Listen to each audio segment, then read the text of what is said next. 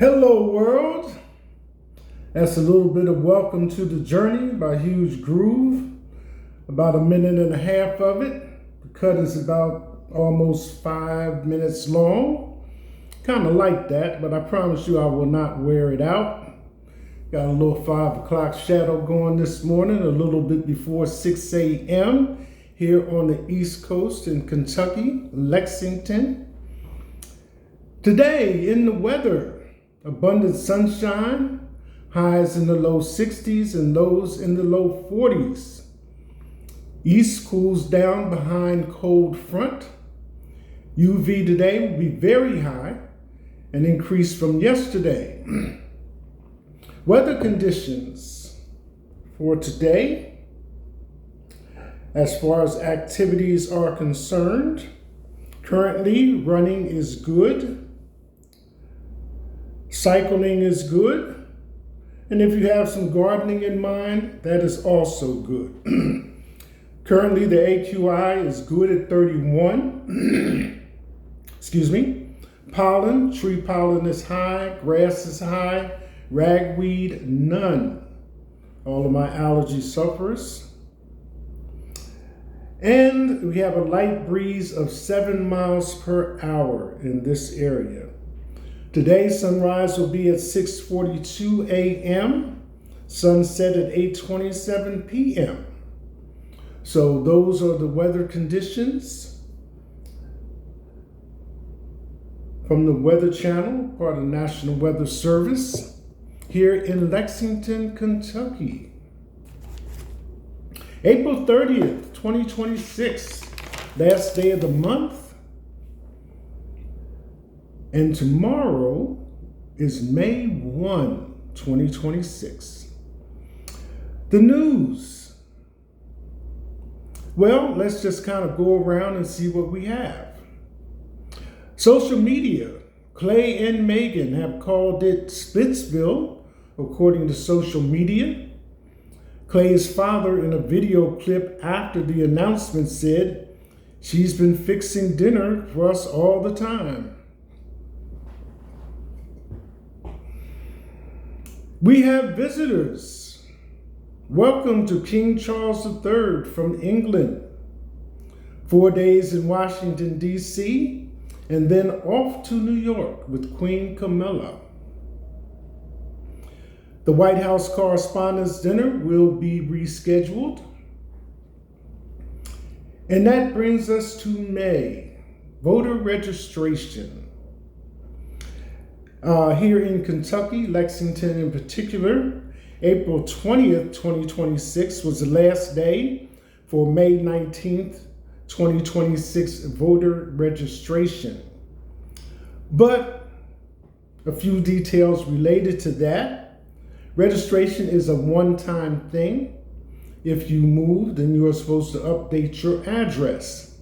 What even brought this to my attention and why I'm speaking on it, because I was looking for my registration postcard that you receive in the mail, confirming your registration and telling you where you can vote by location.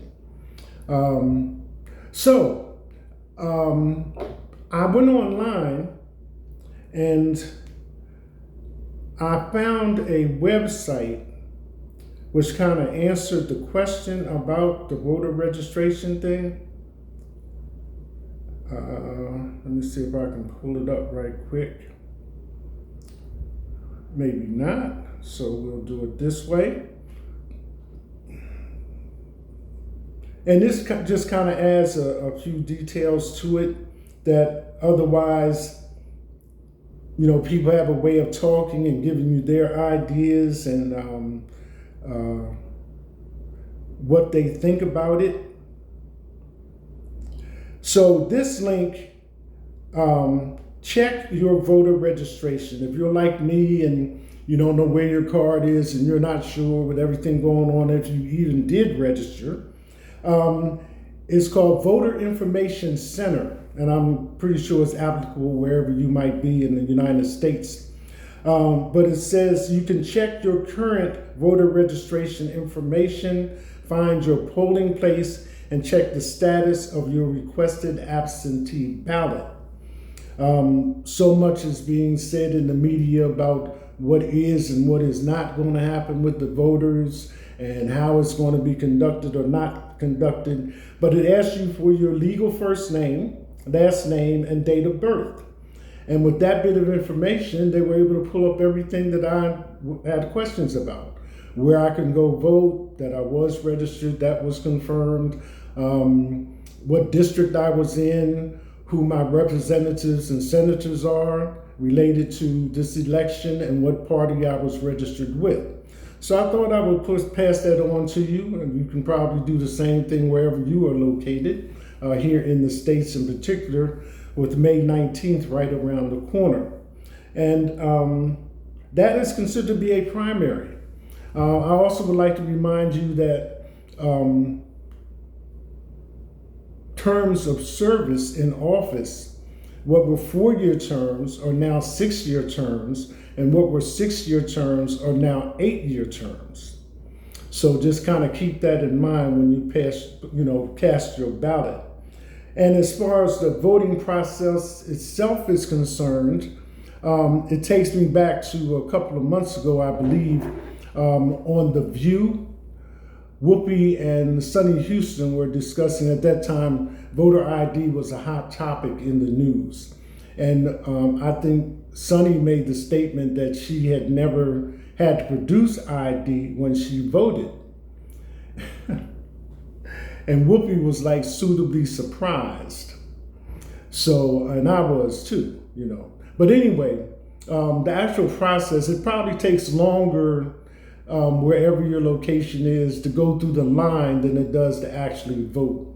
But yes, you do have to produce ID, preferably a picture ID, state issued, driver's license preferably, which has your current information on it. And they also, states usually supply a non-driver's ID as well, which is also a picture ID and considered valid for identification purposes.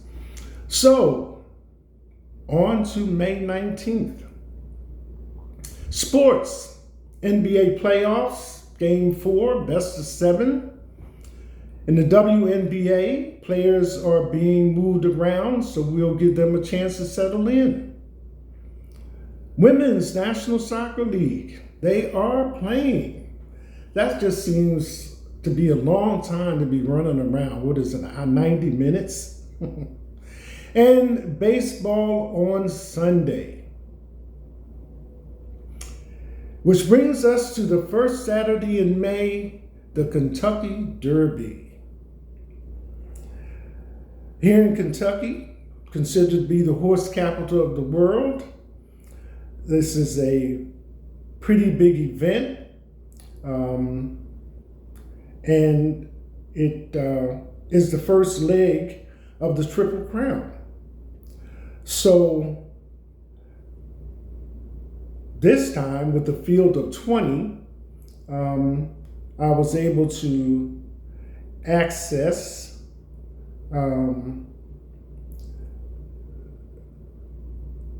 the latest Kentucky Derby information and a little bit about each horse in regards to odds. So I thought I would pass that on. The Kentucky Derby is a big event. I've been to a couple of them, between the food and the preparations and everything else that's going on. Different tents have different features. The menu, the drinks, mint juleps and all of that. Like I say, it's a big event.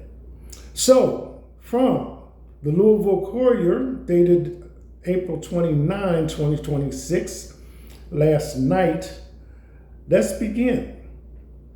Advanced wagering has started for Saturday's Kentucky Derby, and Renegade was listed as the favorite at 5-1 odds as of 2:30 p.m. Wednesday.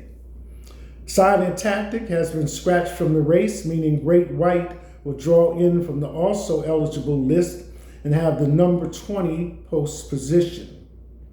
Post time for the 152nd running of the Kentucky Derby at Churchill Downs is set for 6:57 p.m. Saturday. The other 3 horses on the also eligible list, Ocelli, Ocelli, Robusta, and Corona del Oro may draw into the field if a horse scratches before 9 a.m. Friday. So, starting with number 1, Renegade, 5-1 odds. I'll just do the jockeys because there was another article that just dealt with the jockeys and how many times they've ridden in the Kentucky Derby and so forth and so on. Kind of saved time. So jockey is Irad Ortiz Jr. Last race won Grade 1 Arkansas Derby on March 28th at Oak Lawn Park. Number 2, Albus, 49-1 odds. Jockey Manny Fracco. Last race won Grade 2 Wood Memorial on April 4 at Aqueduct. Number 3, Intrepido, 59-1 odds. Trainer, Jeff Mullins, I put it in there anyway. Jockey, Hector Barreros. Last race, 4th in Grade 1, Santa Anita Derby on April 4th. Number 4, Litmus Test, 40-1 odds. Jockey, Martin Garcia. Last race, 7th in Grade 1 Arkansas Derby on March 28th at Oak Lawn Park. Number 5, Right to Party, 30-1 odds. Jockey, Chris Elliott. Last race, 2nd in Grade 2 Wood Memorial on April 4 at Aqueduct. Number 6, Commandment, 7-1 odds. Jockey, Luis Saez. Last race won Grade 1 Florida Derby on March 28th at Gulfstream Park. Number 7, Daniel Bourbon, 14-1 odds. Jockey, Atsuya Nishimura. Last race won Fukuoka Stakes on March 28th at Nakayama Racecourse. Number 8, So Happy, 6-1 odds. Jockey, Mike Smith. Last race won Grade 1 Santa Anita Derby on April 4. Number 9, The Puma, 7-1 odds. Jockey, Javier Castellano. Last race, 2nd in Grade 1 Florida Derby on March 28th at Gulfstream Park. Number 10, Wonder Dean, 20-1 odds. Jockey, Ryusei Sakai.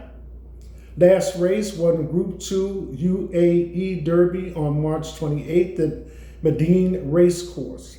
This is a good time to throw in the fact that the reason Kentucky is considered to be the horse capital of the world is because so many other countries, especially countries like Saudi Arabia, have horse farms here.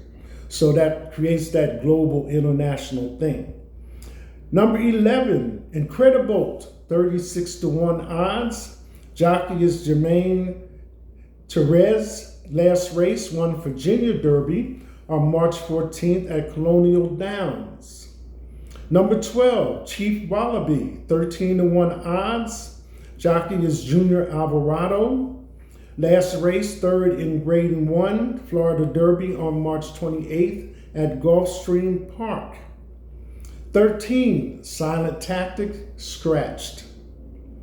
14, Potente, 26-1 odds. Jockey Juan Hernandez. Last race, 2nd in Grade 1 Santa Anita Derby on April 4. 15, Emerging Market, 12-1 odds. Jockey Flavien Pratt. Last race won Grade 2 Louisiana Derby on March 21 at Fairgrounds. Number 16, Pavlovian, 15-2 odds. Jockey Edwin Maldonado. Last race, 2nd in Grade 2 Louisiana Derby on March 21 at Fairgrounds. Number 17, 6 Speed, 41-1 odds. Jockey Brian Hernandez Jr. Last race, 2nd in Group 2 UAE Derby on March 28th at Medine Racecourse. And number 18, Further Ado, 6-1 odds. Jockey John Valaquez. Last race won Grade 1 Bluegrass on April 4 at Keeneland. Keeneland runs from April 4 to April 27th, including just in time for the Derby. Number 19, Golden Tempo, jockey Jose Ortiz. Last race, third in Grade 2 Louisiana Derby on March 21 at Fairgrounds. And number 20, Full Effort, 19-1 odds, jockey Tyler Gaffalione. Last race, won Grade 3 Jeff Ruby Stakes on March 21 at Turfway Park. And number 21, Jeff Ruby Stakes. That's the name of the business here in Kentucky. 21, Great White, 62-1 odds. Jockey Alex Archer. Last race, fifth in Grade 1 Bluegrass on April 4 at Keeneland. AE22, Ocelli, 99-1 odds. Jockey Joe Ramos. Last race, third in Grade 2 Wood Memorial, April 4 at Aqueduct. AE23, Robusta, 99-1 odds. Jockey Ismael Jaramillo. Last race, seventh in Grade 1 Santa Anita Derby, April 4. AE24, Corona de Oro, 99-1 odds. Jockey Brian Hernandez Jr. Last race, third in Grade 3 Lexington on April 11th at Keeneland. So that's the lineup. Saturday, 6:57 p.m., Kentucky Derby. I think I started with the Derby at 1:38. I think it was when I started paying attention to it. So, here we are, April 30, last day of the month, 2026. That's it. Hashtag